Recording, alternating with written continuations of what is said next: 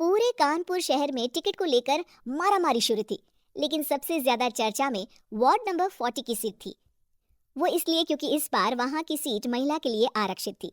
अब सवाल ये था कि चुनाव लड़ेगा कौन। इससे पहले ठाकुर साहब वहां से पार्षद थे और इस बार उन्होंने अपनी पत्नी सीमा ठाकुर को टिकट दिलवाई। और ठाकुर साहब की शान के कारण सीमा जी ने 20,000 वोटों से चुनाव जीत लिया। अरे बधाई हो सीमा भाभी, अब तो आप वार्ड की पार्षद बन गई हैं। अब तो हमारे काम आप ही करवाएंगी। अरे ये तो सिर्फ नाम की पार्षद बनी है, वो तो महिला सीट आ गई, वरना पार्षद तो मुझे ही बनना था। अब भले ही चेहरा इसका होगा लेकिन पावर तो मेरी ही होगी। अरे वाह भाई साहब, क्या दिमाग लगाया है आपने भी। आइए आप लोग, खाना लगा दिया है सबके लिए। सीमा जी पार्षद बन चुकी थी, फिर भी उनकी एक ना चलती। सारे काम ठाकुर साहब खुद ही संभाल लेते और जहां जरूरत पड़ती वहां सीमा जी का अंगूठा लगवा लेते। सीमा जी ज्यादा पढ़ी लिखी भी नहीं थी। एक दिन ठाकुर साहब और सीमा एक प्रोग्राम में जाते हैं। अरे ठाकुर साहब, आप आ गए। ओहो, पार्षद मैडम भी आ गई हैं। स्वागत है आप दोनों का। लगता है हमारे पार्षद फंड का सही इस्तेमाल हो रहा है। चलिए अब उद्घाटन करते हैं।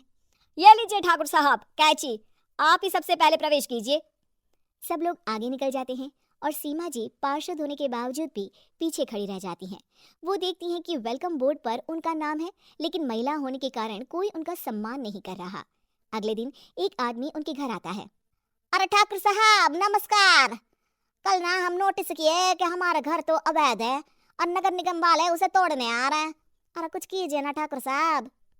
देखो भाई, मैं तो ज्यादा कुछ कर नहीं सकता, पर अगर तुम सबकी जेब गर्म कर दो तो कुछ हो सकता है। कुल मिलाकर 4 लाख लगेंगे। अरे 4 लाख ठाकुर साहब? अरे भाई, मैं अपने लिए नहीं मांग रहा हूँ।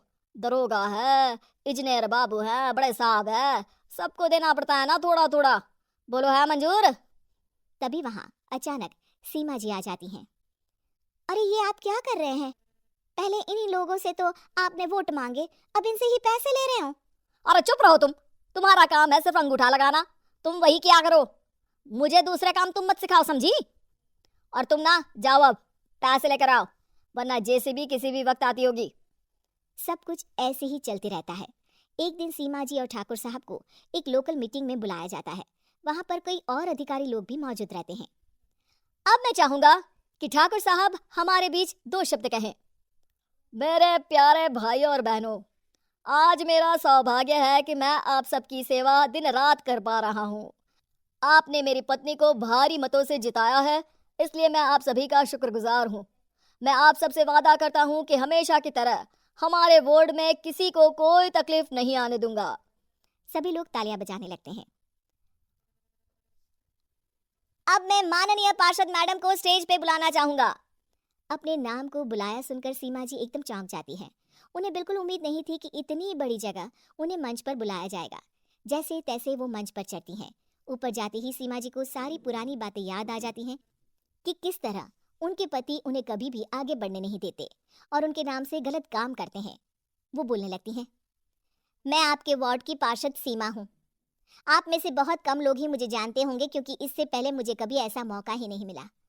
सारे मौके मेरे पार्षद पति यानी आपके ठाकुर साहब ही लेते रहे, लेकिन आज ये मौका मुझे मिला है तो मैं इसे ऐसे ही नहीं जाने दूंगी। मैं आपको ये बताना चाहती हूँ कि आपके ठाकुर साहब मेरे नाम की आड़ में गैर कानूनी काम करते हैं, जिस पर अंगूठों के निशान मेरे होते थे। इसीलिए मैं अपनी गलती मानती हूँ और आज अपने पद से इस्तीफा देती हूँ, ताकि आगे से कोई गलत काम ना हो पाए। अब फैसला आप सबके हाथ में है कि आप हमें क्या सजा देना चाहते हैं। सीमा जी की बातें सुनकर ठाकुर साहब के चेहरे का रंग उड़ जाता है और वो शर्म से मुंह नीचा करके वहां से चले जाते हैं और पद से इस्तीफा देकर ही सही